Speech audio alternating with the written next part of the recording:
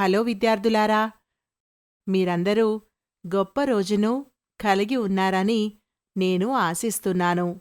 నేను బిందూని.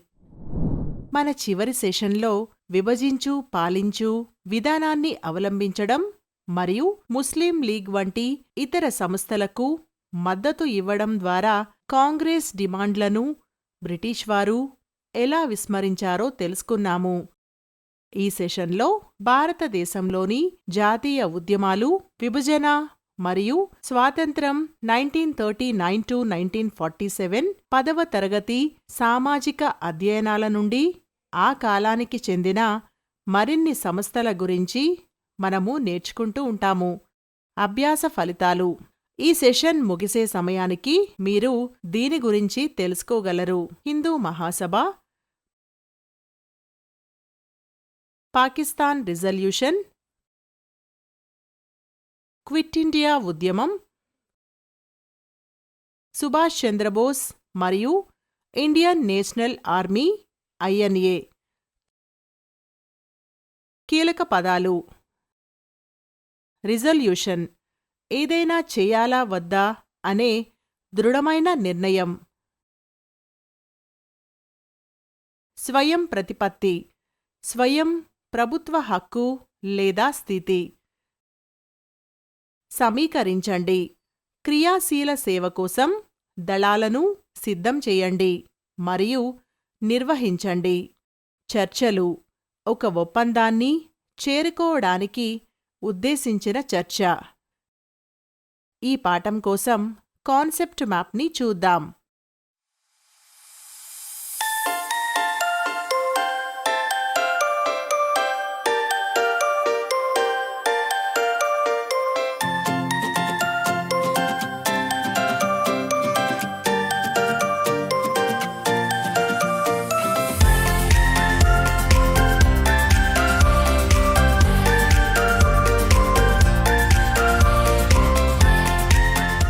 హిందూ మహాసభ మరియు RSS.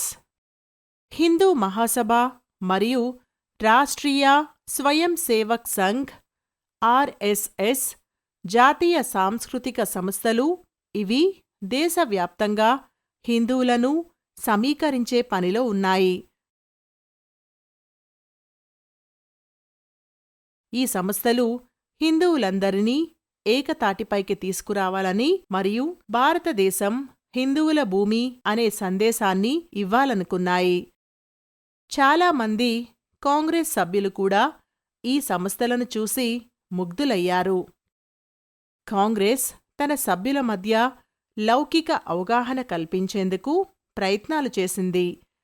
దానిని సాధించడానికి వారు ముస్లిం జనాభాతో సంబంధాలను ఏర్పరచుకోవడానికి ప్రయత్నించారు. వివిధ మత సంస్థల సందేశాలు మరియు కార్యకలాపాల ద్వారా ఏర్పడిన అభిప్రాయాన్ని మార్చాలని వారు కోరుకున్నారు. హిందువులు మరియు ముస్లింలు వేర్వేరు కాదని, భారతదేశం అనే ఒక దేశం యొక్క భాగమని కాంగ్రెస్ వాదించింది. అయితే బ్రిటిష్ వారు హిందూ ఆధిపత్యం గురించి ముస్లిం లీగ్ యొక్క భయాలను గమనించారు మరియు ముస్లింలను సురక్షితంగా భావించే మార్గాలను సూచించారు. పాకిస్తాన్ తీర్మానం. ముస్లిం మెజారిటీ ఉన్న ప్రాంతాలకు ప్రత్యేక పాలనా ఏర్పాట్లు అవసరమని చాలామంది భావించారు. 1930లో సారే జహాసే అచ్చా హిందుస్తాన్ హమారా రచయిత, ఉర్దూ కవి మొహమ్మద్ ఇక్బాల్ ముస్లిం లీగ్ను ఉద్దేశించి తన అధ్యక్ష ప్రసంగంలో వాయువ్య భారత ముస్లిం రాష్ట్రం ఆవశ్యకత గురించి మాట్లాడారు.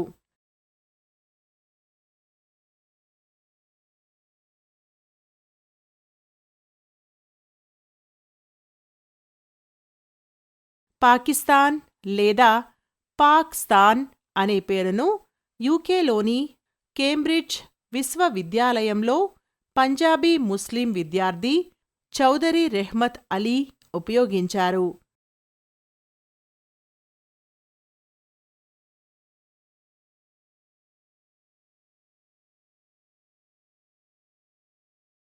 అతను ముస్లింల కోసం ప్రత్యేక జాతీయ సంస్థను కోరుకున్నాడు.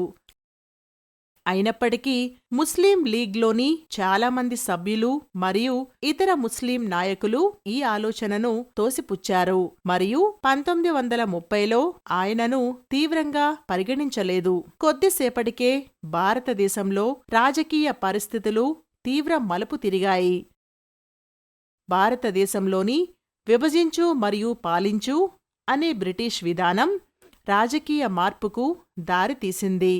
ముస్లిం లీగ్ దేశంలోని ముస్లిం మెజారిటీ ప్రాంతాలకు స్వయం ప్రతిపత్తిని కోరుతూ ఒక తీర్మానం ద్వారా పాకిస్తాన్ తీర్మానంగా పిలువబడింది.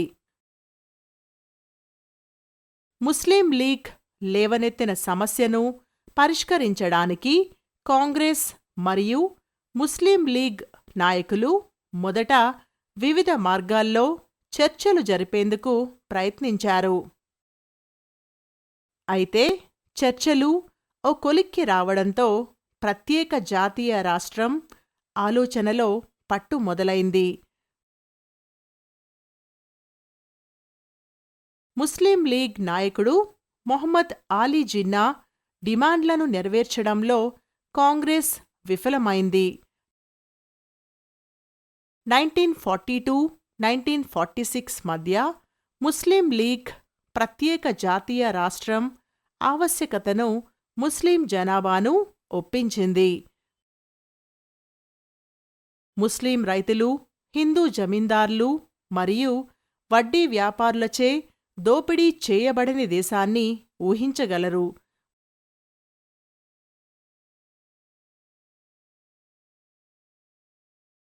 ముస్లిం వ్యాపారులు మరియు ఉద్యోగార్థులు హిందువులతో పోటీపడాల్సిన అవసరం లేని ప్రదేశంలో నివసించవచ్చు. గొప్ప మతస్వేచ్ఛ ఉంటుంది. ముస్లిం ఉన్నత వర్గాలకు తమ అవసరాలకు అనుగుణంగా ప్రభుత్వాన్ని నడిపించే స్వేచ్ఛ ఉంటుంది.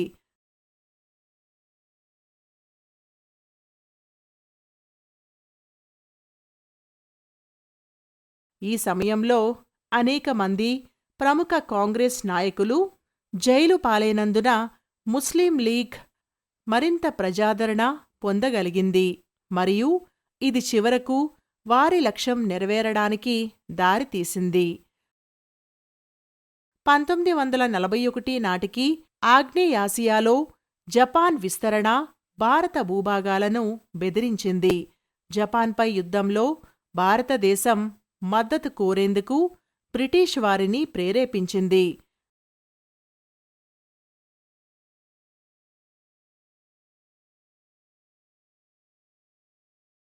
మార్చ్ 1942లో ప్రధానమంత్రి చర్చిల్ మహాత్మాగాంధీ మరియు కాంగ్రెస్తో చర్చలు జరపడానికి సర్ స్టాఫోర్డ్ క్రిప్స్ను భారతదేశానికి పంపారు. అయితే భారత రక్షణా సభ్యుని కోసం కాంగ్రెస్ డిమాండ్ చేయడంతో చర్చలు విఫలమయ్యాయి.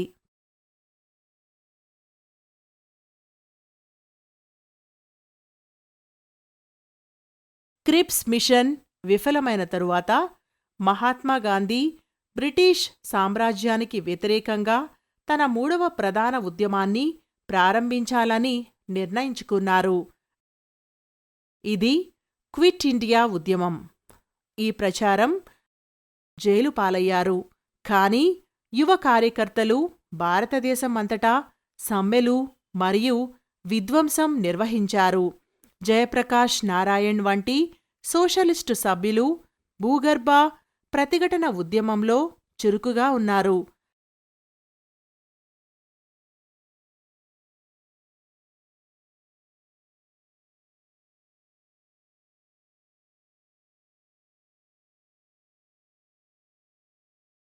సతారా మరియు మేదినీపూర్ వంటి జిల్లాల్లో స్వతంత్ర ప్రభుత్వాలు ప్రకటించబడ్డాయి.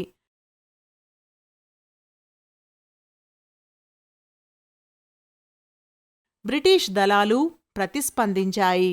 అయితే తిరుగుబాటును అణిచివేయడానికి వారికి 1 సంవత్సరం పైగా పట్టింది. ఈలోగా సోవియట్ యూనియన్పై నాజీల దాడి కారణంగా బ్రిటిష్ యుద్ధ ప్రయత్నానికి భారత కమ్యూనిస్టు పార్టీ మద్దతు ఇచ్చింది. దీనిని పీపుల్స్ వార్ అని పేర్కొంది.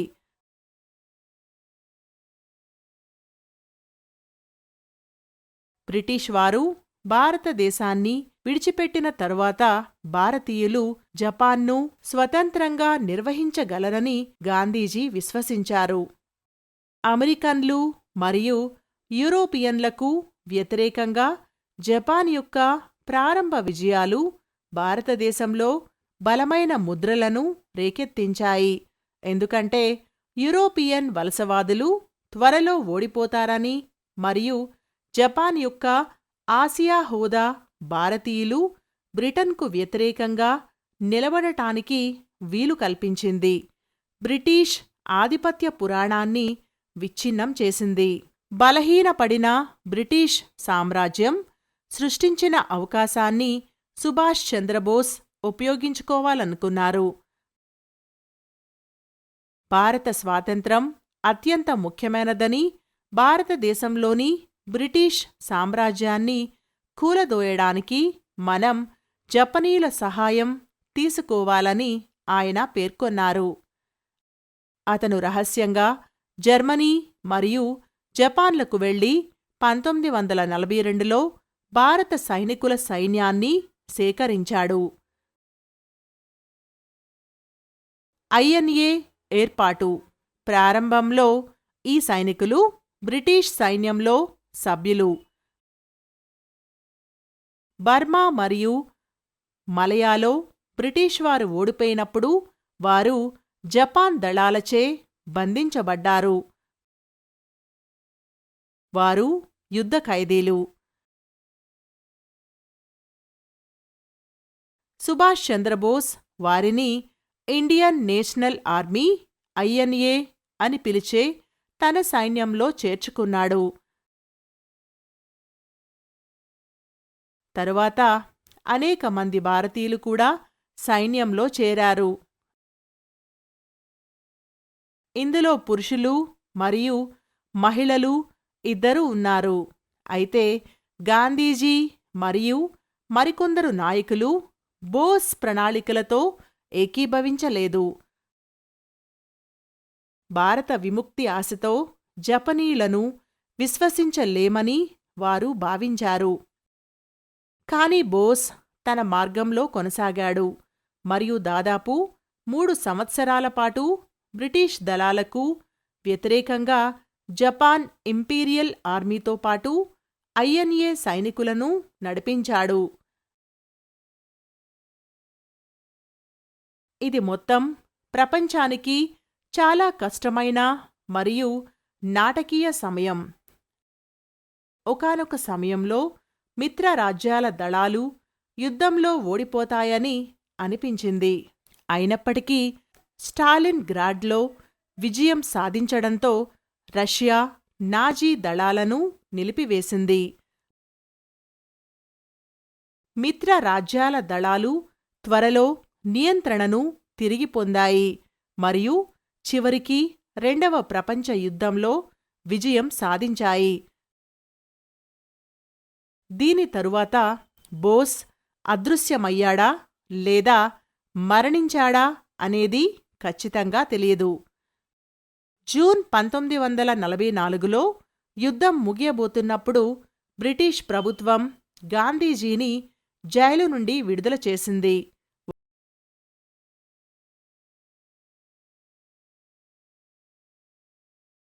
వారు భారత స్వాతంత్ర్యం కోసం మరొక రౌండ్ చర్చలు మరియు చర్చలకు సమయం కేటాయించారు. కాబట్టి ఈ వీడియోలో మీరు దీని గురించి తెలుసుకున్నారు. Hindu Mahasabha, Pakistan resolution, quit India ఉద్యమం, ఇండియన్ నేషనల్ ఆర్మీ ఏర్పాటు ఐఎన్ఏ.